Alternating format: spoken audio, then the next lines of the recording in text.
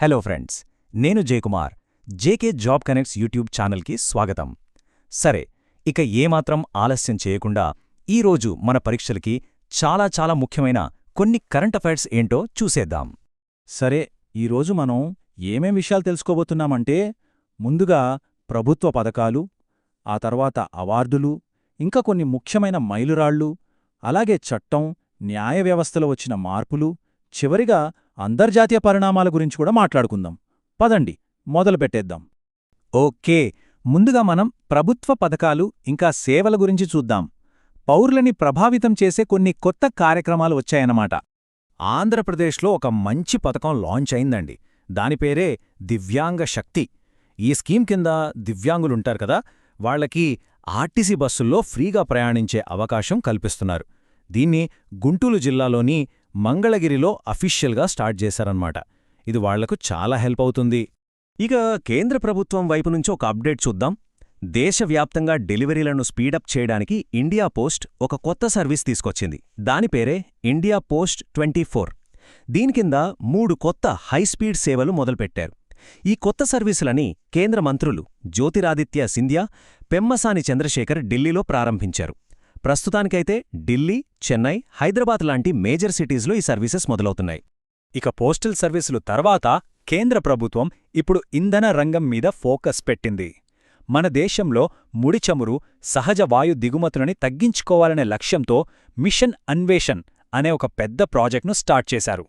దీనికోసం ONGC, Alia Jio systems కలిసి ఒక జాయింట్ సర్వే చేస్తున్నాయన్నమాట. మొదటి ఫేజ్లో భాగంగా భోగాపురం నుంచి మచిలీపట్నం వరకు ఈ సర్వే చేస్తారు.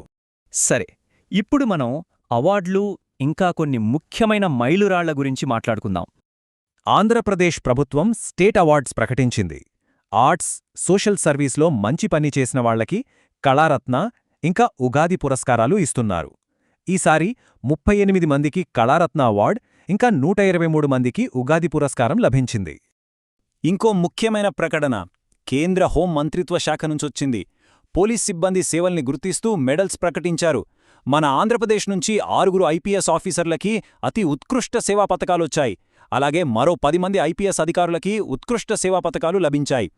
ఓవరాల్గా చూస్తే ఏపీ పోలీస్ శాఖకు మొత్తం 353 అతి ఉత్కృష్ట, 607 ఉత్కృష్ట పతకాలు దక్కాయి.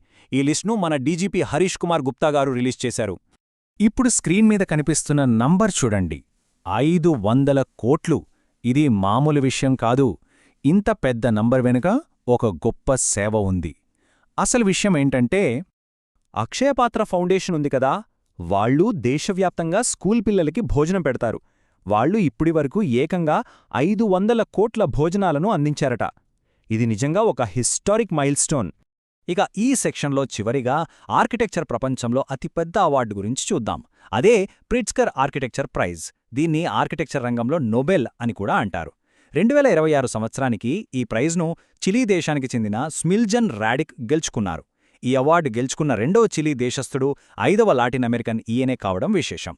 ఓకే, అవార్డుల సంగతి ఎలా ఉంచితే ఇప్పుడు మనం చట్టం, న్యాయానికి సంబంధించిన కొన్ని కీలకమైన అప్డేట్స్ చూద్దాం. ఇండస్ట్రీ అంటే అసలు లీగల్గా దాని అర్థమేంటి? ఈ ప్రశ్న చాలా సింపుల్గా అనిపించొచ్చు, కానీ దీని వెనక లక్షల మంది కార్మికుల హక్కులు ఆధారపడి ఉన్నాయి. అందుకే ఇప్పుడు సుప్రీంకోర్టులో ఏకంగా 9 మంది జడ్జిల బెంచ్ దీనిపై విచారణ చేస్తోంది. 1977 పారిశ్రామిక వివాదాల చట్టం ప్రకారం ఇండస్ట్రీ అనే పదాన్ని ఎలా అర్థం చేసుకోవాలి అనే దానిపై క్లారిటీ ఇవ్వబోతున్నారు. దీనికోసం 1978లో ఇచ్చిన ఒక పాత తీర్పును మళ్లీ పరిశీలిస్తున్నారన్నమాట. ఇప్పుడు మనం ఒక చాలా సెన్సిటివ్ కానీ ఒక ల్యాండ్మార్క్ జడ్జ్మెంట్ గురించి మాట్లాడుకుందాం.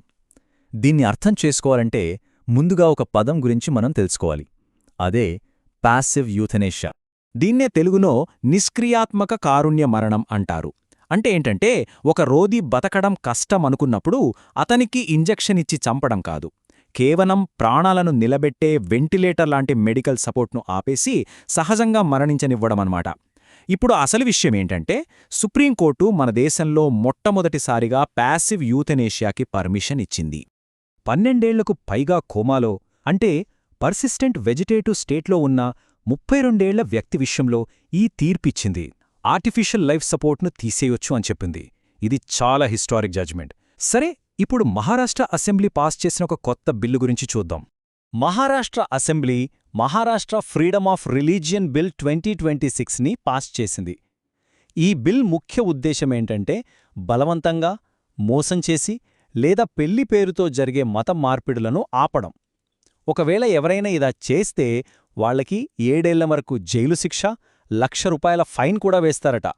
సరే, ఇక ఫైనల్గా అంతర్జాతీయ స్థాయిలో ఇండియాకు సంబంధించిన కొన్ని ముఖ్యమైన విషయాలు చూద్దాం.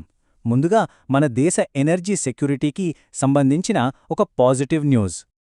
నందాదేవి అనే మన ఇండియన్ ఎల్పీజీ ట్యాంకర్ ఏకంగా 47,000 టన్నుల ఎల్పీజీతో వ్యూహాత్మకంగా చాలా కీలకమైన హార్ముజ్ జలసంధిని సేఫ్గా దాటింది. గుజరాత్లోని కాండ్ల పోర్టుకు చేరుకుంది. దీనికంటే ముందు శివాలిక్ అనే మరో ట్యాంకర్ కూడా 46,000 మెట్రిక్ టన్నులతో వచ్చింది. ఇది మన దేశానికి నిరంతరాయంగా ఇంధనం అందడానికి చాలా ముఖ్యం. ఇక చివరిగా ఐక్యరాజ్యసమితిలో జరిగిన ఒక ముఖ్యమైన ఓటింగ్ గురించి చూద్దాం. బహ్రెయిన్ దేశం ఇరాన్కు వ్యతిరేకంగా యుఎన్ సెక్యూరిటీ కౌన్సిల్లో ఒక తీర్మానం పెట్టింది. గల్ఫ్ దేశాలపై ఇరాన్ దాడులు చేయడాన్ని, హార్ముజ్ జలసంధిని మూసేస్తామని బెదిరించడాన్ని ఖండిస్తూ పెట్టిన తీర్మానం ఇది. అయితే ఈ తీర్మానానికి మన భారతదేశం మద్దతుగా ఓటు వేసింది. మొత్తం 135 దేశాలు సపోర్ట్ చేయడంతో ఈ తీర్మానం పాస్ అయింది. ఇంట్రెస్టింగ్ విషయమేంటంటే చైనా, రష్యా మాత్రం ఓటింగ్ దూరంగా ఉన్నాయి.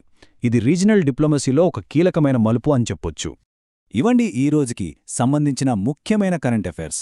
గుర్తుంచుకోండి, ఇలా ప్రతిరోజు అప్డేట్గా ఉండడమే మన డ్రీమ్ జాబ్ సాధించడానికి వేసే మొదటి అడుగు.